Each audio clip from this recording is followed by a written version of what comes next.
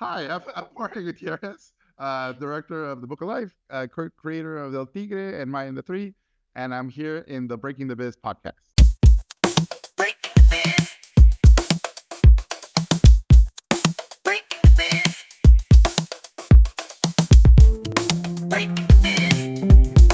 Stay tuned for today's episode of Breaking the Biz, an informative podcast where we dive into the world of entertainment by interviewing seasoned professionals who have made their mark in the industry.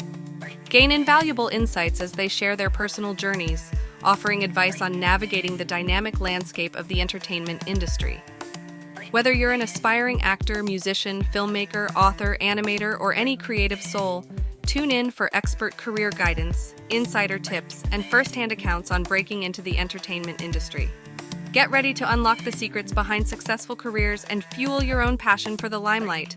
Please remember to like this video and to subscribe to our channels for more great conversations.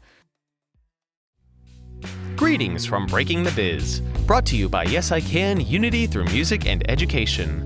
I'm William Felber, your navigator through the intriguing universe of the entertainment industry, as revealed by the visionaries and creators who bring it to life. Stay tuned as we delve into diverse insights from the forefront of entertainment, hearing from pioneers, creators, and agents of change. Prepare for a journey filled with tales of innovation, resilience, and the undying quest for artistic brilliance. I want to welcome everyone to Breaking the Biz podcast with the Yes I Can crew. We have got an amazing guest. We're in for a treat tonight. We have an Emmy and Annie award-winning Jorge R. Gutierrez, who is a Mexican animator, painter, voice actor, writer, director, who is proud to share that he's on the autism spectrum, a CalArts experimental animation BFA, MFA graduate. Gutierrez has completed various films, cartoons, paintings, exploring his love affair with the Mexican pop and folk culture. Gutierrez was the director and co-writer of Guillermo del Toro's produced animated feature, The Book of Life, which earned him a 2014 Golden Globe Award nomination. Along with his wife, Sandra, who is his muse, the multiple Emmy Award-winning animated series El Tigre, The Adventures of Manny Rivera for Nickelodeon. Gutierrez most recently created, wrote, and directed the event series Maya and the Three for Netflix, which won 2 Annie Awards and 4 Emmy Awards. Gutierrez is currently writing and directing a Netflix animated feature named Chihuahua with Gabriel Fluffy Iglesias.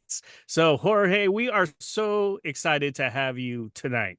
Oh, Brett, thank you for inviting me. I'm super honored. I hope you guys like the presentation. I'm just going to jump in if you guys are cool. Let's do it. All right, here we go. So, here we go. Ignore April 5th. Let's pretend we're back in time for this presentation. Let's do it. It's called Fighting with Autism. It's kind of my life story. All right, so why should we listen to you? What have you done? As just previously spelled out, my wife and I, Sandra, went to a TV show called El Tigre, won 5 Emmys and an Annie. Annies are like the animation industry awards. Book of Life made $100 million, top 10 worldwide on Netflix. Then we made Maya and the Three, most recently 4 Emmys and Best Show Annie. And as you guys know, especially in animation, things take a long time to make. So there's 7 years between each of these projects. It all began 49 years ago. I was born in Mexico City in 1975. I'm just another kid from Mexico. And ever since I was little, I was different. And I really look back and realized being different actually became my strength. My dad, who I believe was on the spectrum but never wanted to get tested, was an architect from Tijuana, which is the border city. My mom was from Mexico City. She played music and sang. So I grew up with 2 artist parents, and I thought everybody's parents were artists. And then I learned that's not true. I became obsessed with Pinocchio. I got taken to a revival house to watch Pinocchio as a very little kid, and it really affected me. The fact that they killed him made a huge impression on me. I was obsessed with him. I started dressing like Pinocchio. I really wanted to be with him. Not just on Halloween, I would dress like this every day. And the catchphrase I love using was, I want to be a real boy, which I believe was me basically spelling out, I want to be like everybody else. I want to be normal. All my family thought I was a little weird, but he really likes to draw. And I was pretty aware back then that I'm not like other kids. There's something different about me. And my dad would always ask me, "Why do you like to draw so much?" And I would say, "I don't know." And he loved that answer. So this is what I drew like as a regular 6-year-old. These are kind of the drawings I did back then. I got in big trouble for this one. It was my first nude of Wonder Woman. I was also obsessed with drawing devils, as you will eventually see. Michael Jackson, the singer, had a music video called Thriller. I was obsessed with that thing. And then I just loved cosplay and dressing up as other things because I was trying to figure out who I was.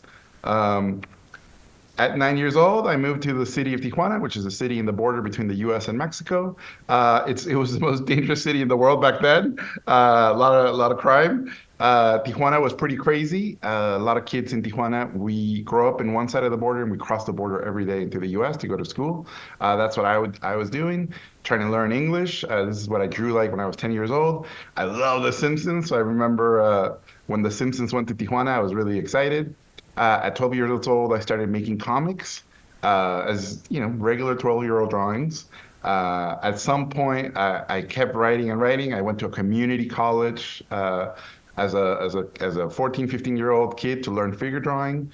At 15 years old, I got into a first art show, and I think that's the first time I went, this is my world. This is what I want to do with my life. I want to draw.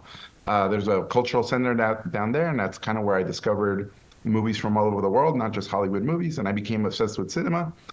In high school, I met the love of my life, who I'm still with. I proposed 2 weeks from meeting her because I kind of knew she was the one, and she said no. And 8 years later, she finally said yes, so it took a while. I went to California Institute of the Arts, which is a really hard school to get into for animation. The head of the department was named Jules Engel. He was the head of experimental animation. And he looked at all my drawings, and he said, this is crap. He basically tore me a new one. He said, you don't have a voice. You say nothing. I showed up with drawings that I thought they wanted to see. So I drew Bugs Bunny and Mickey Mouse and Bart Simpson and all the things Americans I thought wanted to see. And he said, this is terrible. You say nothing. All you're doing is copying. A copy machine could have made these. You have no voice. And thankfully, after telling me I wasn't an artist, I accidentally left my painting portfolio on the table, and I had paintings of things that I loved about Mexican culture. And so when he saw those, this is a painting he saw, and he said, what is this? And I explained to him, oh, it's a painting I did about the border, and this lady and the coyote had a baby, and to me it represents, bicultural kids who grow up on both sides of the border, and they're half and half. And then, a painting of the devil, and then basically a lot of crazy paintings. And he said, "You son of a bitch." He got really happy, even though he insulted me. And he said, "This is your voice. You're an artist. Why did you do those things?" He asked me exactly how my dad asked me. Why did you do all those drawings? Why did you do all these paintings? And I said, well, I did the drawings because I thought that's what you guys wanted to see. And he said, well, that's not good. Why did you do the paintings? And I said, I don't know. And he said, that's your voice. That's who you are. And he said something that stuck with me. He said, I like how you see the world. You see it differently. So I got accepted into the experimental animation program at 17 years old. This is the earliest ID I could find. Experimental animation at CalArts has a lot of famous graduates, but the three that I was really sort of idolizing was Steve Hillenburg, who created SpongeBob, Henry Selick, who directed The Night Before Christmas, and then Peter Chung, who did a TV show called Aeon Flux. That is not very popular anymore, but it really made an impression on me. So I went to the school. I worked really, really hard. I met like-minded people, tons of neurodivergent people in the arts, as you guys know. And I think my philosophy was, I'm not as talented as everyone here. I'm just going to outwork them. I can hyper-focus. I can work on something for 8 hours. So there were two quotes that really affected me. They said Chuck Jones, one of the Looney Tunes geniuses, said it takes 1,000 drawings to get to a good drawing. And then a director that I really admired, Robert Rodriguez, who made El Mariachi and Desperado and all these movies, Sin City, he wrote a book when he first started out. And in this book, he said, every film student has 10 terrible films inside of them. The faster you get those out, the faster you get to the good stuff. So what they're both saying is the same thing, volume. the more you do something, the better you get at, right? So I said, well, I'm just going to do more. And that's how I'm going to get better. That's the secret, right? That's the secret to animation. The more you do it, the better you get at it. So I outworked everybody. I did 2 years worth of classes in 1 year. The school gave me a full scholarship after that. So I got to do my bachelor's and my master's. And that early on, I had been a C-minus student. I had been held back in school. My parents were constantly told I wasn't very bright or I wasn't very smart. But when I got to that school and I kind of found my calling, I became an A plus plus plus plus plus plus student. So I would visit my girlfriend Sandra every 2 weeks for 6 years. So I graduated from my BFA, which is a Bachelor of Fine Arts in 1997, my Master's of Fine Arts in the year 2000. This is my first student short. I did cell animation. We were shooting on film back then. I did a stop motion movie in 1988. Sandra became my muse, sort of the girl that inspires me to do everything. I did live action stuff with my parents and her. I got in trouble all over Tijuana with her. We were pretty rowdy kids. In 1999, I became an intern on Stuart Little, the movie with a little CG mouse. And I learned I didn't want to be a CG animator. I wanted to make my own stuff. I graduated in the year 2001. And the year 2000, I finished my student film, Carmelo. It's an 8-minute thesis film. For anybody interested, you can find it on YouTube. And it won the Student Emmy. Again, everything up until this point in my career, the harder I worked, the more good things happened. I got to go to the Cannes Film Festival, and I remember being there and just realizing, thank you, autism. Thank you for letting me be more focused. Thank you for letting me think differently. Thank you for allowing me to do this really hard thing that is really difficult for others. It just seemed like it was natural for me. So Carmelo, wins all these awards and starts getting into all these festivals. An agent signed me and they said, make a movie of your short. So I wrote Book of Life. He sent me all over Hollywood to pitch Book of Life. And I was told, no one wants to see a film about dead Mexicans. This is the year 2000. And they were right. It was too early. And they said, you're just some kid out of school. We're not going to give you a movie. Like, go make a TV show. Go make other things. Get experience. And maybe we'll let you make a movie. And that's exactly what I did. I pitched a little internet cartoon. After going through the school and learning all these skills, I made a little internet cartoon, put it online. I got 20,000 views. Sony Pictures saw how many views I got and said, we'd love to buy your show and we hire you to do a bunch of stuff. It's called El Macho. It's super crude and super limited, but literally it was one person doing it and it got me a job. So I proposed to Sandra on Day of the Dead in the year 2000. We got married in 2001, a year later. I got to make 9 episodes of this thing. And, we were living the happiest, greatest life you can imagine. And then 2 months after the wedding, boom, they canceled the show. And I think because I'm autistic, I didn't take it personally. And in Hollywood, everybody tells you, don't take things personally. Don't take rejection personally. And I think it's really hard for normal people to take that advice. For me, I was really able to separate it and go, thank you for spending literally millions of dollars on making my show. I can't wait to see what I'm going to do next. So every time something bad happened, I somehow managed to figure out how to make it a positive. So when the show got canceled, I said, bring it, Hollywood. How hard would it be? We had a web show. How hard would it be to get a TV show? So I got hired to work on a show called Mucha Lucha. And I just said, I'm going to study how these guys sold their show. Because it was Mucha Lucha, for those of you who don't know, who are probably younger, was a show about Mexican wrestling created by a guy in England and a girl in Malaysia who'd never been to Mexico. So I said, I'm going to learn. I'm going to learn from them. So they hired me and I worked really hard and I did tons of freelance everywhere. I was the kid that if you hired to do one thing, I would show up with 10 and in color. And I remember being asked to design a character for a show called Chalk Zone.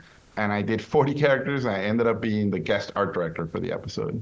So after all that happened, Disney called me up and said, hey, we love what we're seeing from you.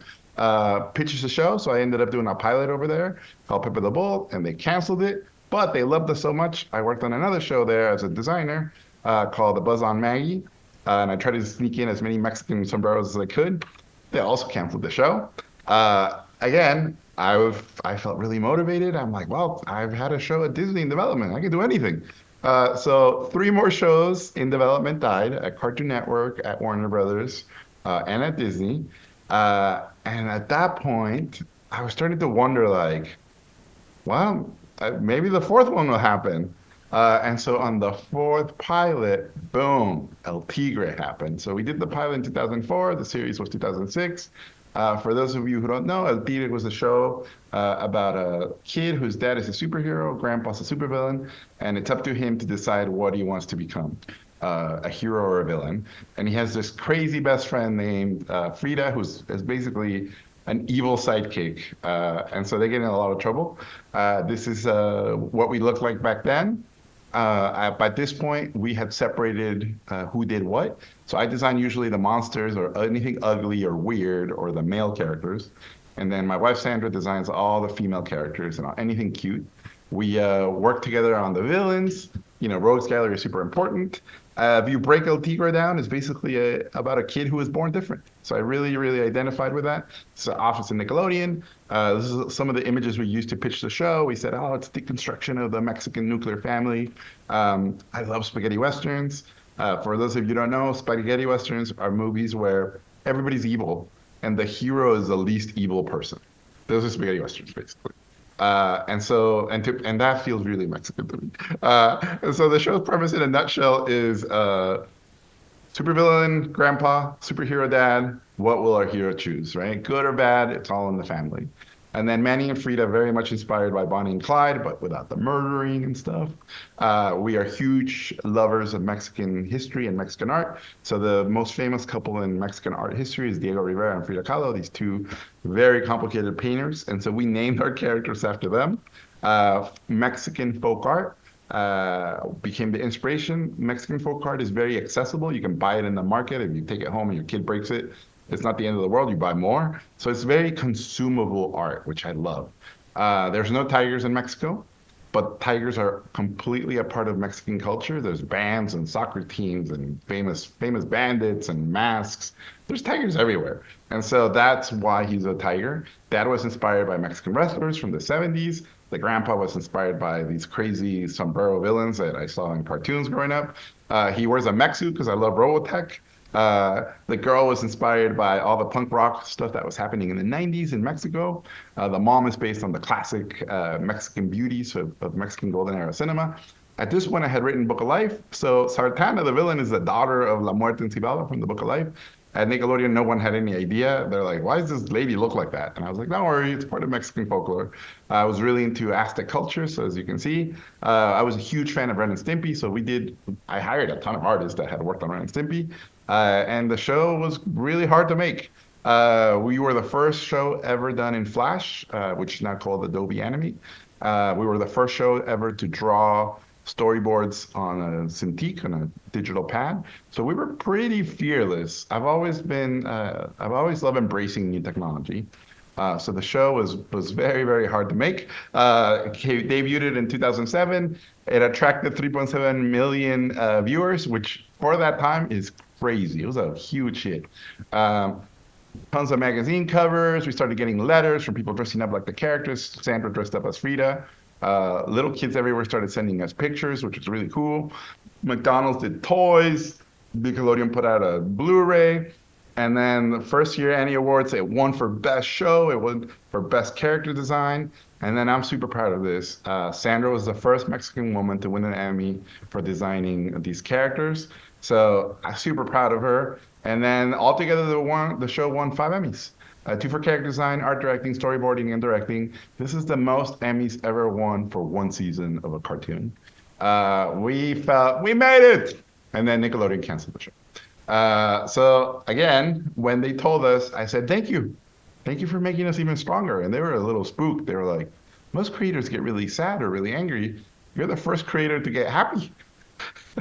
So I moved on from that. I got a call from DreamWorks, and they said, oh, we heard you have an idea for Day of the Dead. movie. And I said, yeah, I pitched it to you guys, 5 Emmys ago, and you guys thought it was terrible. And they said, well, bring it again. So I took in literally the same idea, removed the cover of a sheet, put a new sheet with a new date, and they got it back and they said, oh, what an original vision. What unique characters. This is unlike anything we've ever seen. So the big difference was obviously 5 Emmys. So I worked on Book of Life back then. It was called A Matador for 5 years. And then one meeting, they said, what if it's a hip hop salsa musical with Lin-Manuel Miranda? So I did not think that was a good idea. So I quit and they canceled the movie. My wife was pregnant. And I remember I had a talk with my dad. I was 34 at this time, having worked in the industry a bunch. And he said, all right, Jorge, you're going to have a baby. What are you going to do now? And I said, oh, I'm going to take it easy, Dad. I'm going to find more conservative jobs and more stability. And I'm going to take less risks because there's a little baby coming. And my dad said, oh, Jorge, did I raise a coward? And I was kind of shocked. I'm like, what do you mean? And he said, any success you've ever had was because you took chances. Any success that has ever come to you is because you were brave enough to do something different. If you stop that now, what kind of example will you be to your son? What kind of example will you be to your family? You need to keep taking risks. And if anything, now's the time to take more risks. So he was absolutely right. So we pitched a new show to Disney. The pilot's on my website, supermacho.com. It's about a rebellious girl who goes to a private school. On this one, Sandra designed most of the characters, and I wrote the pilot. We did this crazy, crazy show, and then Disney at that time said, well, what if it's not about a Latina bad girl?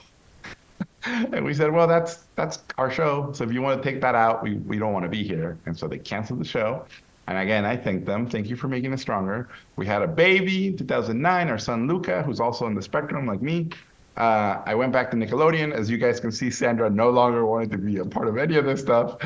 She was just happy to design and be a mom. And so I jumped back into the ring. I pitched a show called Super Macho Fighter to Nickelodeon. And it was basically Hamlet with wrestlers and video game lore.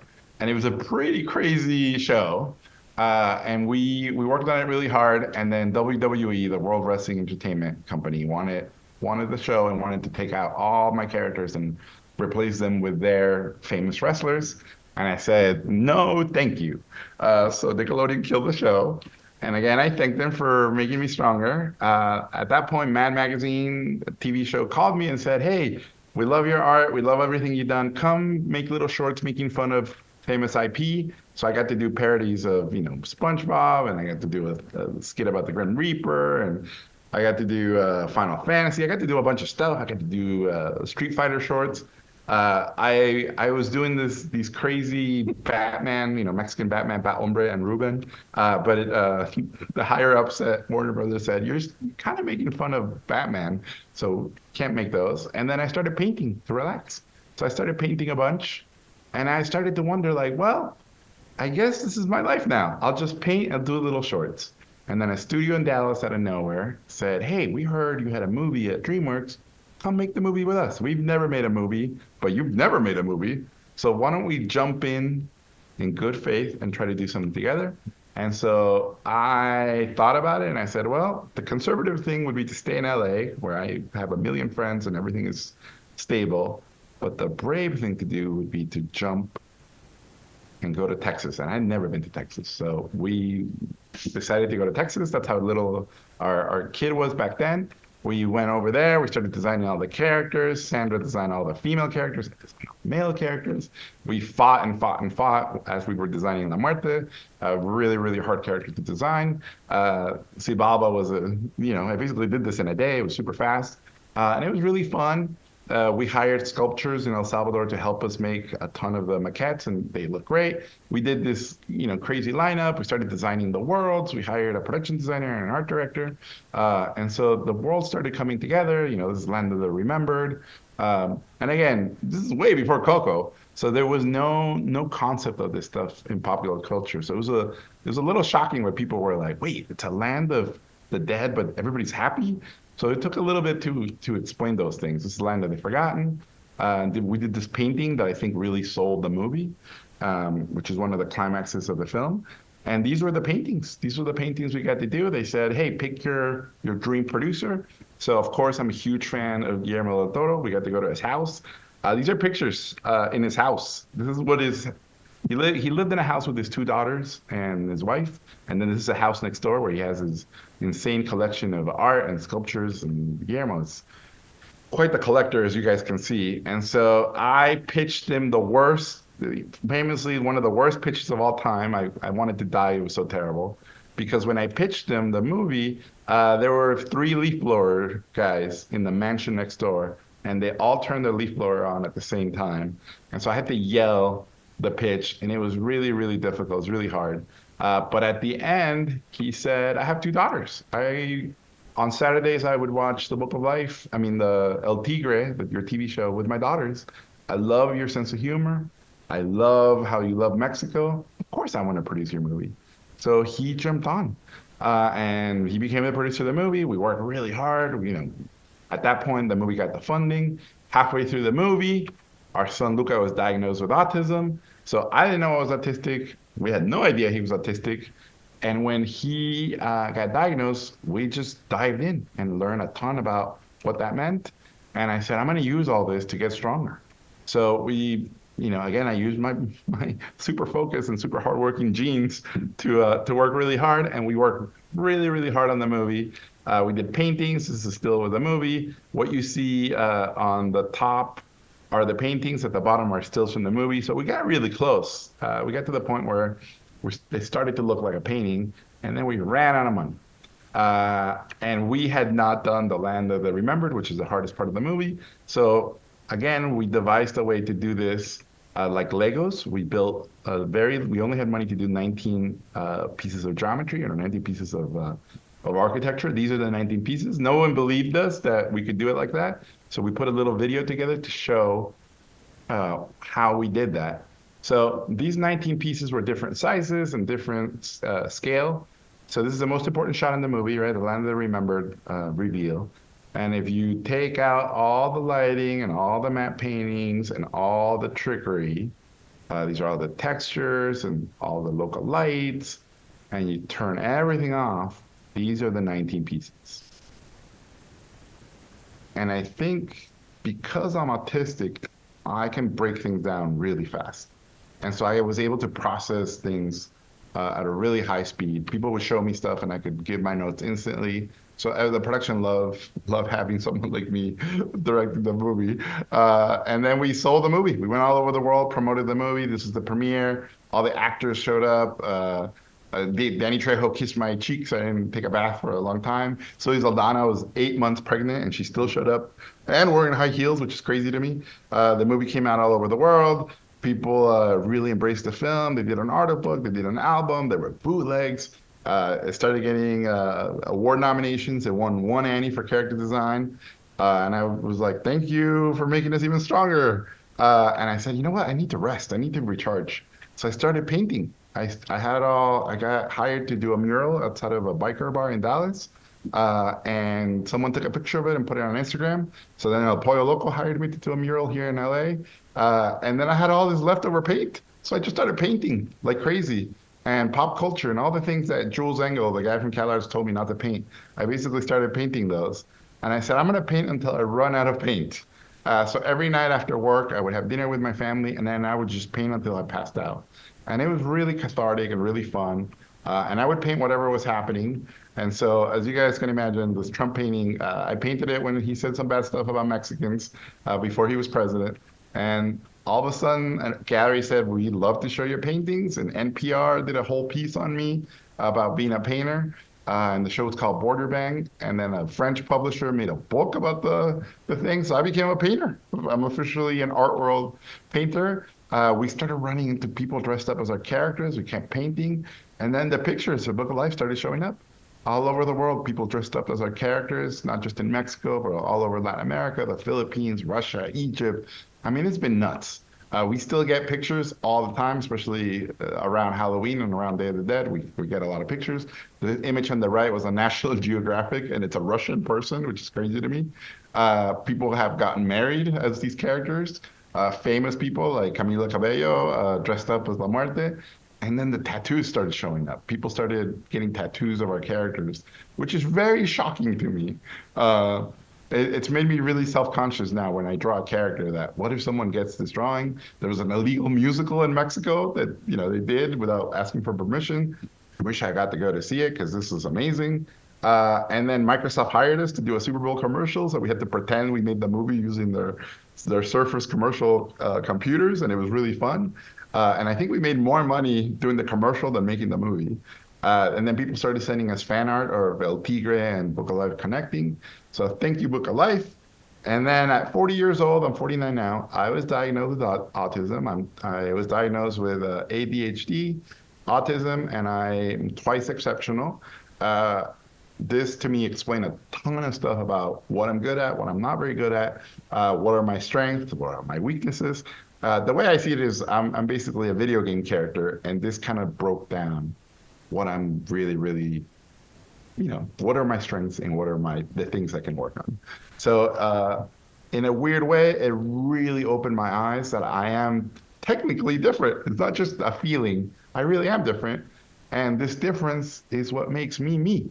And I love that, right? So then Google hired me at that point and said, make us something about virtual reality.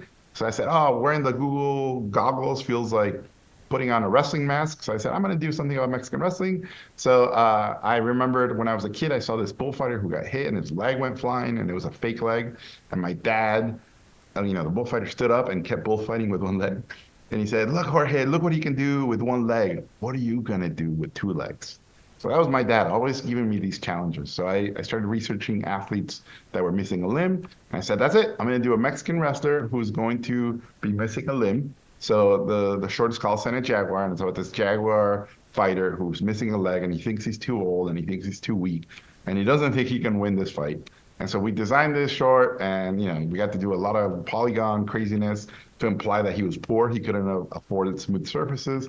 The villain was smoother. I threw in Easter eggs from Book of Life, Easter eggs from El Tigre. This is a color script. For those of you who haven't seen it, I'm going to spoil it for you. But basically in the short, he dies, and then he sees his father, and his father tells him, so what, you were missing a leg? You are stronger than anybody else because of who you are. And so his son, when he wakes up before the end of the short, his son becomes his leg. And the wrestler realizes his family is what makes him stronger. And so the son and the father work together and they win the championship. The short was nominated for a bunch of stuff, but it never won anything. So then what? Life went on.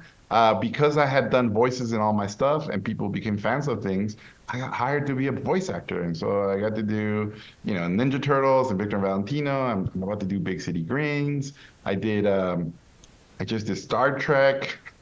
I'm doing a Star Wars voice. It's pretty crazy that people pay me to do voices because it's not something I thought would ever happen to somebody like me. So it's pretty crazy. 2018, I went to Netflix. I signed up giant overall over there to do series and features. I said, I'm ready to fight. At a very famous pizza party over there, they told me, picture something you don't think you can get made anywhere but here. And so I remember as a kid going to the Museum of Anthropology in Mexico City, and there's this mural that I've always loved. And I said, all the heroes and everything I made are male. I want to do something to honor the women in my life. And I think my wife and my mom and my sister are all warriors, and they've all had these insane journeys. So I pitched My End 3, which is a show about this crazy princess who goes on a journey to save the world and dies in the process. And so, sorry to spoil it for you. It was a movie event at that time. COVID hit, and so we worked from home. These were the very early sketches, and at that time people were like, oh, so you're a Dungeons & Dragons player. I never played Dungeons & Dragons, so I started playing Dungeons & Dragons as we were making this. And this was our process. At this point, I draw and I paint, and then I just hire a model to model things. And so I can get stuff done really, really, really fast. We're famous for being ridiculously fast with stuff. I based the character of Maya on my wife, Sandra. When I met her, this is what she looked like. In the museum, I saw this piece, and that kind of inspired the helmet. I went to Machu Picchu, and that really inspired this character, and then this Chimi. I got to voice the king. And I got to base them on myself. And this is kind of our process. So Sender will sketch, still in Flash, colors, textures, and then it goes to model. She got the voice of the mom. I got to make all these crazy characters, and because of all the actors that I loved on Book of Life, I got to ask them to do voices again. So Diego Luna got to do a voice, and I love Diego Luna. And again, I did not wash my cheek after he kissed me. The villain was pretty nuts. This is the goddess of death. I mean, we were nuts with these characters. This is pretty crazy. For any of you who have seen Maya and the Three, it's kind of the Wizard of Oz. It's this girl who goes on a journey and teams up with 3 other people to kill a monster, which is the Wizard of Oz. So this is pretty nuts. We had a lot of fun making this show. It was pretty insane. Sandra did not design this crazy looking character. That was definitely me. So if you break these down, Maya is Dorothy, Rico the Wizard is the Scarecrow, Chimmy the Archer is the Tin Man, and Pichu the Barbarian is the Lion. So it really is the Wizard of Oz. Got to do insane, crazy stuff. We got to design Mesoamerica, but a fantasy version of Mesoamerica. I was a big fan of the Monkey King and a big fan of Lord of the Rings. So taking European lore and doing fantasy versions of it, I think is fantastic. And I said, why doesn't anybody do that with Latin America, and especially Mesoamerica? So I got to do my version of all these things and work with all these incredible artists from all over the world to reinterpret this world for this show. It was a pretty crazy, unique experience making this thing from home. This is one of the early paintings. The composer was in Argentina, Gustavo Santaolalla, who did the music for Book of Life, who won 2 Oscars for Brokeback Mountain and Babel. The show came out, got magazine covers, they did an art book, and then we started getting pictures from kids from all over the world, having parties, and then the fan art began. The show was seen all over the world. It was pretty insane. It did really well in Japan, which I'm really excited about because I love anime. So I love that anime fans really embrace the show. We started getting pictures of people dressing up as the characters, all over the U.S., all over the world. It's been pretty nuts to get these pictures. Tattoos have just started showing up. Murals all over Mexico City. At the Annie Awards, it was nominated for 7 Annie Awards. Unfortunately, we lost to Arcane. Arcane won that year and swept. So we only won 2 Annies, 7 out of 7, including Best Show, which I'm super proud of. But what the big news was, it was top 10 in 55 countries all over the world on Netflix, which is a huge deal. That means more people saw Maya and the Three than people who live in the US. That's how crazy that number is. And then it won 4 Emmys out of 5 nominations, and I stabbed myself in the eye because I was so excited. So thank you, Maya. I started doing vinyl toys. I started doing murals for schools. Festivals started inviting me to do posters. Apple Music got me to do illustrations. People who grew up with El Tigre started asking for a toy, so we started designing what the show would look like in CG. Got Milk got me to do a bunch of illustrations for them. The Obamas asked me to do a music video. It's on Netflix, and it's about people from all over the world becoming U.S. citizens, so it was pretty cool. It was my first and only music video I've ever done, and it won an Emmy, so I got really excited. Then Guillermo del Toro said, hey, let's go to Annecy.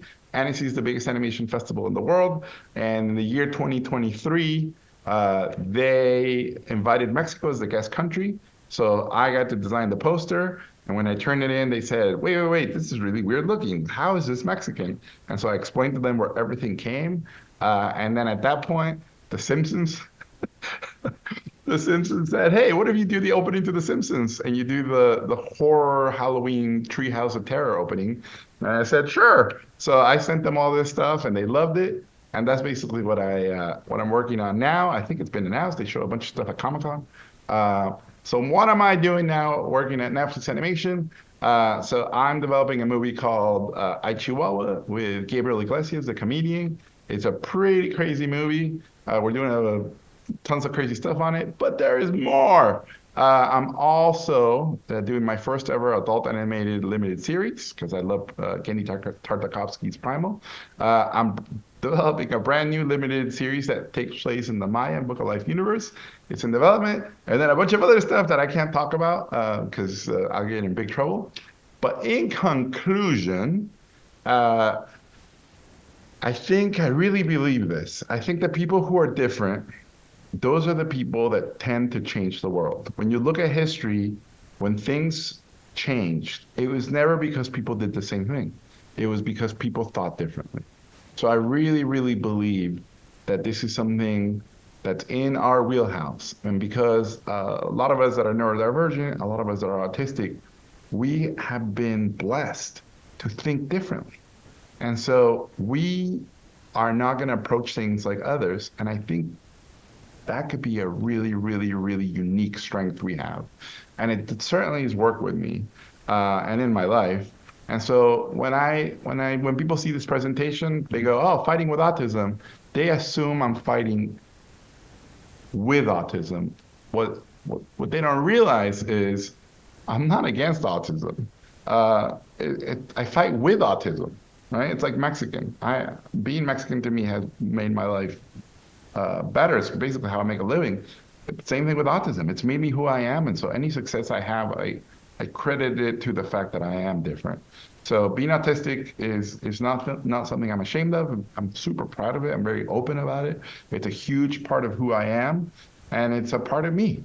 And so I'm very thankful. I'm very thankful to the autism. Obviously, I'm a lot older than you guys at 49, but having gone on this journey in my life, it's definitely made a difference for the better. And so I thank autism, and I thank it for making me special. So thank you guys. Absolutely amazing, Jorge. All right, we got I got some questions before you guys get questions. One thing I want to point out, Jorge, is we talk about growth mindset in our program here. And we've found that those with the growth mindset, those who are willing to take chances, those who are willing to do things that they've never done before, you're the prime example of that. I was so excited when you agreed to come on with us tonight, because doing a music video, doing a painting for El Pollo Loco, like, the fact of even when Indeed canceled, most people are like, they're about to find success on the other side of the comfort zone, right? And you never gave up. Your resiliency is amazing. And everything in life, you approach it as a way to learn. And that speaks on that growth mindset, because you're willing to take those chances. You're willing to, to find that success. We found that people with that growth mindset are the most creative individuals. They're the people that businesses and companies want to hire. Oh yeah. So I think for sure that's amazing. I want to ask you, obviously, someone who puts in 10,000 hours, you've heard that, like, you put in Oh that yeah. 10,000 hours, you're the master, right? You definitely have put in 10,000 hours. I want to know when did you hit that 10,000 hours? Because I think it's like in the rear view, but you're still that person who continues to learn and embrace like the technology. But when did you hit that 10,000 hours? I mean, early on in school, I will tell you, like, they would ask us, do a character design. And I said, I'm going to cheat. I'm going to do 10. And then I'm going to pick the best one and turn that one in. So I'm going to get better when no one's looking. So it definitely was this idea that, all right, if I know the path is work, how do I make the work digestible, eat, and process become as important to me as the result? And that, I break this down all the time. To me, the big hack, the brain hack I did to myself in college was I said, I can't put the emphasis on the result. Because if I only put the emphasis on the result, these things take so long, I'm going to be really miserable. But if I put the emphasis on the process, I'm going to be happy because the process never ends. So when things end, I go, oh my God, they paid me to do all this stuff. It didn't go through. It doesn't matter. I got to have a ton of fun and do all this amazing stuff with people I love. So to me, the process, the journey and the destination metaphor is a cliche for a reason. The journey is more important than the destination, because that's where you're going to spend most of your life, in the journey. I'll tell you a quick story. So when I was a kid, I got in a fight and I got expelled from school, and I came home and I thought my dad was going to be really angry at me. And he sat down with me. I think I was in third grade. And he sat down with me and he said, all right, Jorge, I have questions. One, Was the kid you fought bigger than you? And I was like, yes. Two, did you lose? Yes. Three, why did you get in a fight? I said, well, because he was bullying my friends who were smaller. And he got a big grin. And he said, all right, Jorge, when you were born a puma. Every experience in your life is a stripe, and you become a tiger. When you die, I want you to die a panther because you've experienced everything. Every experience, good and bad, will teach you something. Even if you know you're going to lose, that doesn't mean you shouldn't fight because you could win. So in life, Jorge, experience everything. So to me, that metaphor stayed forever. Anytime I would go, but I've never done that. Oh man, I want to get a stripe. I want to get closer to being a panther. And I'm telling you guys, it's just as easy to say yes as it is to say no. And I catch myself when people ask me to do stuff, my knee-jerk reaction is to say no, like everybody. But then I go, no, I'll do it. And then once you do it and things go well, guess what? Next time you get asked to do something, you say yes again. So it's a self-fulfilling prophecy. It's absolutely beautiful.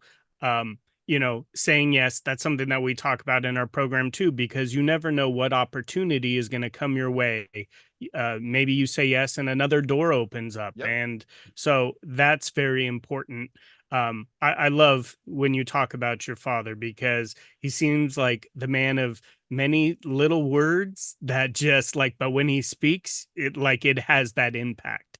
And when you talked about your dad going like, you're really going to go for something stable and you're not going to use your creativity and the God gift that you've been given and what you've worked so hard, like that's enough to change the course of someone's life. Right. So I love your father. I feel like I know your father, but what an amazing mentor right there. I'm sure you've had thousands of mentors in different realms of animation and painting and so forth, but those simple words of no, like you got to keep going, don't give up. And so that it just gives me absolute chills.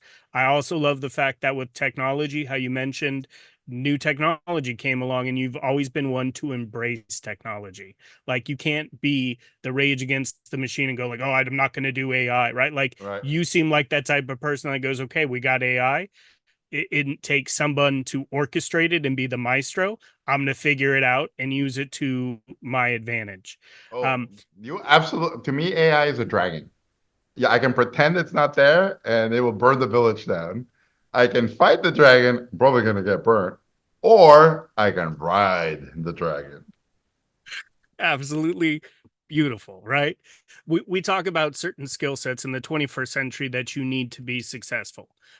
Everyone talks about, you need your degree, you need this and that, but bunch of Fortune 500 companies got together and they said, if you have self-awareness, if you have adaptability, Oh, um, problem solving, collaboration, communication, you embody all of that, right? Like you know yourself, the self-awareness of knowing your skills, when you put that chart together and go, these are my gifts, these are my strengths, these are my areas that I need to work on. But you don't dwell on the areas you need to work on. You focus on the gifts that you have and you let that drive the car. And I think that's very important when you're speaking to a group here of very talented individuals with disabilities who are the next generation of creatives. Um, and I love how you just go, autism is who I am. There is no reason to go, oh, poor me. And the way you see autism and just being you, I hope inspires everyone that's listening that goes, okay, like that's who I am. I got gifts. Like disability, let's focus on the ability, not the disability. So I have to give you kudos there. I want to ask, um, with autism, how are you with networking? You know, a lot of people on this call go, "Oh, networking is so hard due to my autism." And I can just see you being that individual who, like, if I'm talking about art, if I'm talking about culture, if I, you know, this is stuff that I love. Is it hard for you to network? Uh, I'm I'm gonna tell you guys, I hated public speaking, and I was terrible at meeting new people, and I was terrible at speaking to a group. And I realized if I want to make cartoons and I want to be a director and I want to deal with these things, sorry, I'm gonna have to get good at that. And I'm gonna treat that just like I treat drawing and just like I treat writing. I'm just gonna I acknowledge that I'm gonna suck at it first, right? The sucking at something is the first step to getting good at it. I think that's from Adventure Time.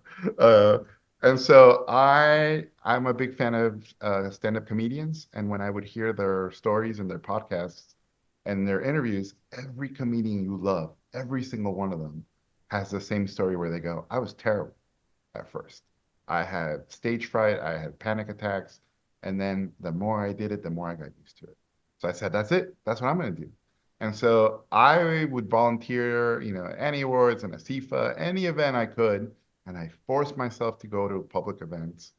Anytime there was an opportunity to talk, people would ask questions of the audience.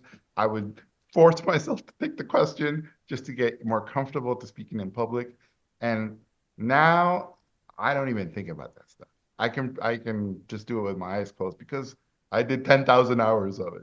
But those first steps in getting into it really, really it was a struggle, but I'm here to tell all of you they're worth it. When I first met my girlfriend who turned out to be my wife, that was one of those moments where I was like, I'm terrified of her. She's so out of my league. And I remember having this conversation in my head. I'm like, the worst thing that can happen is she says no. It's not like she's going to shoot me or I'm going to die in that instant. The worst thing she can say is no. And that's what I do to myself now. I go, what's the worst thing that can happen? They don't like what I talk about. That's not the end of the world. So I kind of diffused that bomb early on. Uh, but networking is hard when you're starting out. And you should, my advice to everybody who's starting out is find like-minded people. You guys have a community now, like you all know each other, and you help each other go up. And you give and take, right? You show your work to somebody, they give you advice, then it should be reciprocal and do the same thing, vice versa. And you grow with a community. And that is a really fundamental part of this. Uh, in animation, I'm going to guess, at least in my career, I'm going to guess 40% of the people I've ever worked with are neurodivergent. As far as directors and creators, there's a lot of them that are very open about being on the spectrum, right? Like Dan Harmon is open about it, and the creator of Billy and Mandy, Maxwell Autumn, is very open about it. And then there's a bunch who think they're on the spectrum, but they've never been tested. Uh, and then there's a ton of directors that are pretty sure they're on the spectrum. So in animation, I would say it's a very welcoming industry to people on the spectrum because we get to do stuff that most people can't do, right? We get to focus on these things. We get to draw endlessly. We get to remember things. We get to be really, really analytical. I think part of what makes me a good animation director is I'm constantly studying people and I'm constantly breaking down expressions and I'm constantly breaking down how people act. And guess what? That makes you a really good director because that's that job. So if you internally already do that, then it makes it really good. The thing that is frustrating, and it was frustrating for me as a student, was my skills and my taste were like this. I imagined things really cool and I couldn't do them. And my drawings didn't look like my ideas. And I remember a teacher going, your ideas not looking like what you want them to look is just volume of work. And he said something that stuck with me. He said, Jorge, consistency, listen to this. So write this one down. If any of you are taking notes, write this one down because it's so true. Consistency and discipline beat talent every time. And it worked. That's my favorite advice. When the advice, you look back like 5 years later and you're like, son of a gun, that totally worked. You know what's awesome too is you internally, some you understand constructive criticism, Oh yeah. and that comes with that self-awareness where others just go, oh man, they don't see what I see, and you get that, and I love that. I even myself wrote that down. Like, it's amazing. Is there a mantra that you find yourself saying every day that keeps you positive or focused? You guys are not gonna like it, but it's do it for the story. And it's, by the way, it's gotten me in a lot of trouble. Because sometimes I know I shouldn't do a thing, but I'm like, man, this story is gonna be great. So I jump into stuff. But I'm a lover of trying new things, trying to do the same thing differently, trying to work with people I've never worked before. I see them all like I want to get another tiger stripe. Beautiful. Absolutely. We don't always get individuals as intelligent as you. I want to ask, what is the biggest piece of advice you would give to a younger Jorge with all that you've experienced in this career? Yeah, that's a great question. If I got to meet younger Jorge, I would tell him your health, because I got in trouble. I was pretty unhealthy. Uh, your health is as important as the fun stuff. And I'm 49, you guys. The time charges you. All those late nights working, all those all-nighters. At some point, you get in trouble for those things. So balancing a healthy lifestyle, healthy mental health is really, really important. I think my generation, maybe we didn't put that much emphasis in it. It seems to be like younger generations are a lot more aware how important that is. Uh, but I think that's what I would tell my younger self. Hey man, you gotta eat healthier and you gotta sleep. Because you definitely outwork everyone, and that's true, right? Like, you got to have everything has to be in sync, and that makes absolute sense. I just Let me tell you, like so I have a therapist, like I'm sure a lot of you might or might not have, but my therapist said the way I have ADHD, and so what I ended up doing was because I get bored of stuff so fast, I just work on a million things, and that way I never get bored. So he's like, you figured out how to use this to your advantage. He's like, it's it's almost it's not it's so fair. funny. It's so funny that you brought that up, because that was my next comment was that I love the fact, because everyone at some point hits that, like, I don't know where I'm going with this, that creative block. And when I heard you talk and you said, well, as soon as I get that block, I just move on to the next project, right? Yeah. And the stuff that you do, like, even when you're creating and painting for to relax, you're still creating dope ass cool stuff. Like, so, um, just I'm amazed by you. I'm so glad.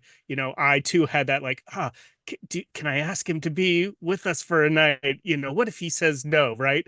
And then I said, what's the worst? Like, maybe Yeah. he just says no, right? But so glad that you made it. I'm gonna open it up to some questions. Let's do it. Uh,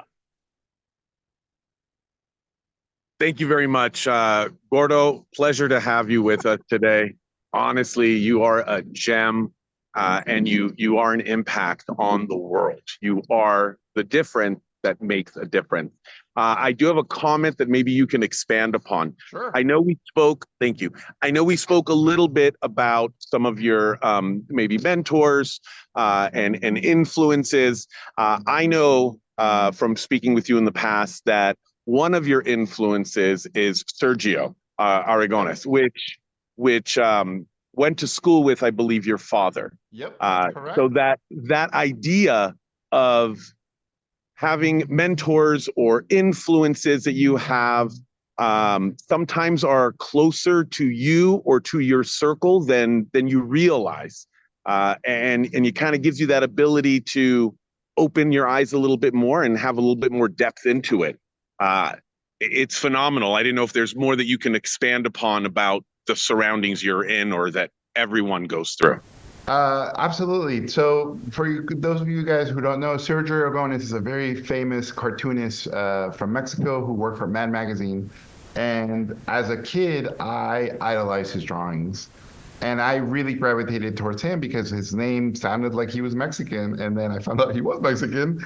And then my dad one day said, "Oh, I know this guy. I went to school with him." And so, literally, knowing that fact made me go, this is something that maybe I can do. Because someone that looks like me and who's where I'm from can make a living doing this, maybe I can make a living doing this. So that for me really anchored the reality of you can do this. It's like if you find out your dad is friends with Batman. You're like, well, one, Batman's real, and maybe I can be Batman one day. Like that's how realistic it made it. And I think talking to people who are successful and have done the thing you want to do and getting their input and advice means so much because they've gone through the journey. They're further along the journey and they can see where you start and go, hey, if I could go back in time, just like the question I got asked, what would you change? And I really believe that every one of us who idolize somebody, right, a famous movie director, famous cartoon creator, famous cartoonist, they literally all started as kids who drew and as kids who wanted to do this type of stuff. And they all got to do their thing in completely different ways. There's no set way. Some people went to school, some people didn't go to school, some people started doing their own thing and then the studio found them. Some people never found the studio and they just did their own thing and it became great. So there's a million ways for these things to happen. But the more you learn about how others did it, the more it can inform your journey. So go on Wikipedia. Everybody's life story is pretty much there. And look up your favorite movies, favorite cartoons. Look up who the creator was. And then just look up their history, how they did it. It's all there for you. It's a beautiful, and that's the one of the other reasons why I'm so excited to have you is you share the downs and the ups. You share the victories and the times where it was hard, where others sometimes just kind of like show that trajectory like that. But you are not afraid to share the truth behind it, and I really respect that. I'm going to go to Noah. I'm going to get all your questions, guys. Don't worry. Noah, go for it. Go. I'm currently writing a couple scripts for movies, and they're more adult oriented. Like one of them is kind of like Thelma and Louise meets Steven Universe, and it's like meets Licorice Recoil. And another one I'm writing is kind of like a horror film of what happens if you're obsessed with your anime waifu, but it turns out to become to life, but it's a murderous character. And I'm thinking about. And what are your advice when you're working in animation and when you're pitching scripts and stories and stuff? And what's your advice regarding independent animation, like working at indie studios? Oh, go ahead. Let him answer the question, Noah. Sorry. No worries. So my advice in writing is like drawing. The more you do it, the better you get at it, right? It's like going to a restaurant and you go, hey, this dish isn't very good. That doesn't mean you can go in the kitchen and cook it better. Right? That's the problem with writing.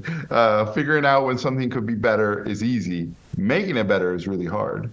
So I'll give you an example. When I started out, I unfortunately thought, oh, I'm so good at drawing now. Of course I'm good at story. And of course I'm good at writing. And I wasn't because I hadn't put in the 10,000 hours. So by the time I wrote Book of Life, I had written 9 features. So Book of Life was feature number 10. The other 9 never got made. By the time El Tigre happened, I had written 14 pilots. So it's really hard that the first thing you do gets made because when you're starting out, your first thing probably is going to be the weakest one if you do 10 of them, right? Every one of them gets better. So I would say use these things, work as hard as you can on them. Writing is about rewriting, right? Just like drawing is about fundamentals.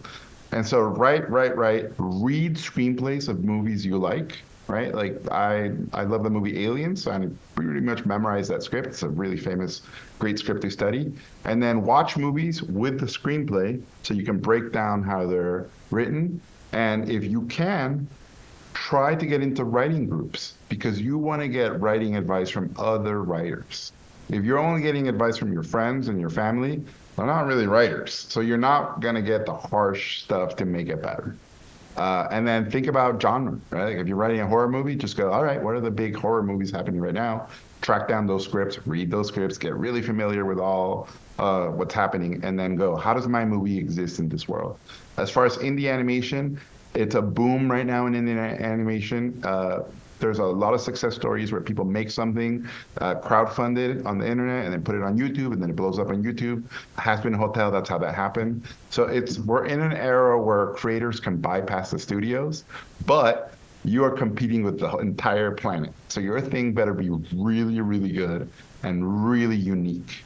So I think we're in an incredible time for independent animation and incredible time for creators coming from not the traditional places. I do think the experience of working on somebody else's thing is still really important because you get to see how people make other shows and you go, well, I'm not going to do it like that, or I'm going to do it exactly like that. So all that is really important. But my advice on writing is just write like crazy. Hold on, Noah. Just take it all in. I got to make sure everyone gets their question in, and we got to be really respectful of time. Noah, real quickly, question. Darden. It's just saying. It's not a question. It's just that I wanted to say that I'm gonna watch. I'm gonna rewatch the Book of Life at some point after this. Aw, thank you. I watched it with my 5-year-old yesterday. It's amazing. Christian Batista, go for it. Quick question. Dude, I'm a freaking big fan of your work. I have been watching El Tigre ever since I was like a fetus in the womb. I really want to connect after this, man. Dude, if you're able to connect, I would love to freaking connect. I would love to discuss your show. My question. Sorry for fanboying. All right. When it comes to Netflix animation, so is it a lot more or less constrictive again than like what networks usually do? Because I heard like you get a lot more, freedom when it comes to your work when you start working with Netflix. Is that true? I think it was true for a little bit. I think we're now Netflix has become a regular studio, and it's become just as conservative. But for a little while, when they were starting out, they were so new, they didn't know what they were doing, and I think that's when people like me took advantage of them and got to make crazy stuff. I think the grown-ups are back in control, and they're definitely reining stuff in. But I do think it's the most consumed thing on the planet right now, Netflix. Animation, a third of Netflix is animation. So it's still, to me, the place where you can do the most original things right now. Perfect. Love it. Thank you. Wait, one more question. One more real super quick. Fast. Come on. Okay. All right. El Tigre versus Omni-Man. Who would win? Oh, that's hold on. I'm gonna get in trouble for this. I think Omni-Man can take El Tigre. You can quote me on that. You can take El Tigre? Oh yeah. It's a matter of power levels. No. Okay, here's some better stakes. El Tigre versus Mr. Burcham, 1v1. Oh, El Tigre. Yes, there you go. I told you. All right, Christian Mute. I told you this community loves you. All right, Kimmy, go for it. Ask your question real quickly. Okay. You said that your model is you have to get stronger, and you respond to criticisms very well. And I know that the others kind of talked about the inspirations and the influences that inspire you in your art. And I myself am an artist as well. And sometimes when I usually also have myself some setbacks with regards to my autism, like meltdowns and my emotional behaviors, but that's just a separate thing. How do you even manage to get through all of this and still be successful despite the disabilities? Because I have myself a disability, and sometimes I always struggle. So, that's a really good question. So, my parents said when I was 3 years old, I almost died, and I was pretty much a regular kid, and my blood started thinning, and I was in the hospital for like 3 months. And they said something happened to me where I just became incredibly optimistic after that. And my grandma used to say, oh, it's because you lived and now you value your life. And I think that's what's allowed me to stay, even in the grimmest of moments, pretty positive. So I'm the guy who, I don't know, and probably my autism, by the way. When something really bad happens, I immediately try to find the positive. So it's something that's really helped me. And I've never had anxiety. I've never had panic attacks. I've never had a lot of things that I think I probably should have had. So I don't know what to, honestly, I don't know how to answer your question because I've been really lucky. Even when people break my heart, I'm like, man, that felt really terrible.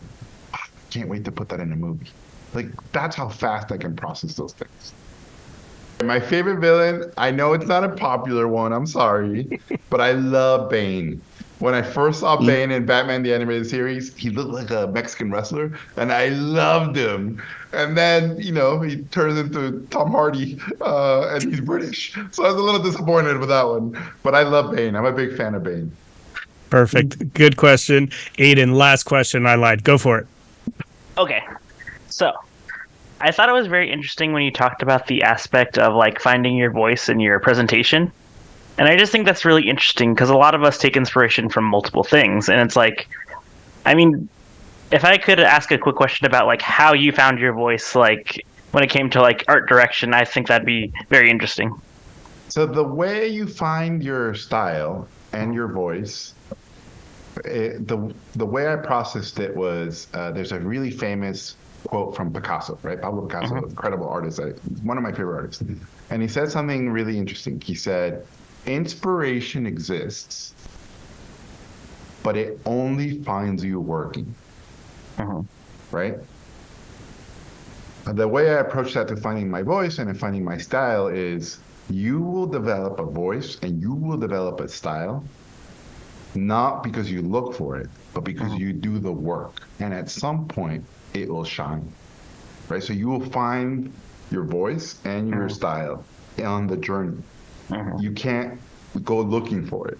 It finds you. So that's how I approach that. So the more you do stuff, I think style is a mix of three things. Everything you love, everything you are, and the big one, which took me a while to figure out, everything you don't like. And I'll give you the perfect example.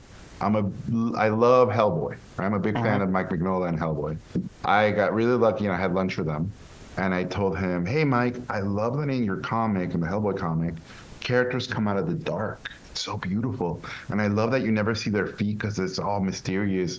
And I love that you imply that the world is complicated and they don't know where to stand and that life is dark and these characters can come out of the light. And he was eating a sandwich when I was telling him this. And he goes, Jorge, I hate drawing feet. and then he kept eating his sandwich and he goes, and I hate drawing backgrounds. So it just opens a new level of like understanding for the art. Yeah. So it became like, oh, it wasn't that he was being mysterious or he was trying to say something, is that he doesn't like to do those things. And so he's compensating by making the art so beautiful, and he's putting all his emphasis on drawing monsters and all the things he loves because he doesn't want to draw buildings. So that's part of your style. What you love to do and what you don't love to do. You will be guided by those things. Very insightful. Thank you very much. All right. On that note, wisdom. You guys are getting wisdom right here from Jorge. I'm going to go to closing.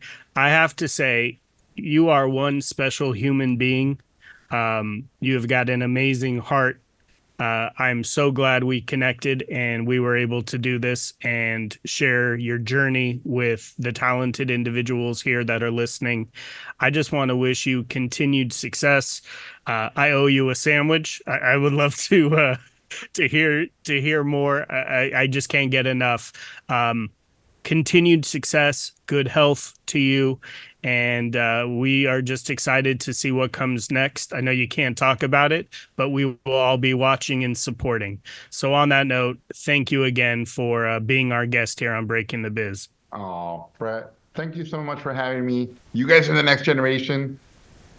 If I can do it, you guys can do it.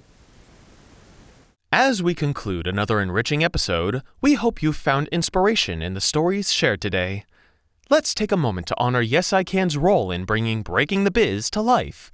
Yes I Can's commitment to empowering young people with disabilities through education, advocacy, and mentorship shines brightly, paving paths of opportunity and dialogue. This podcast celebrates the organization's dedication to nurturing talent and facilitating impactful discussions. Breaking the Biz is more than a podcast. It's a part of Yes I Can's broader mission to amplify voices, dismantle barriers, and craft a world that's more inclusive and accessible for everyone. Each episode is a chapter in our shared narrative of progress, education, and empowerment, driven by the spirit of Yes I Can. Thank you for spending your time with us on Breaking the Biz. Continue to challenge the status quo and share stories that resonate. Until our paths cross again, let's keep transforming aspirations into achievements and infuse every endeavor with optimism. Here's to advancing the landscape of the entertainment industry, one episode at a time. I'm your host, William Felber. See you next time.